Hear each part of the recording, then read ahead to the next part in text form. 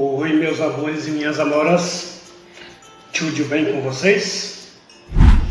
Bom, vai estar trabalhando com ritmo com as cantigas tradicionais brasileiras, aquelas cantigas antigas, né?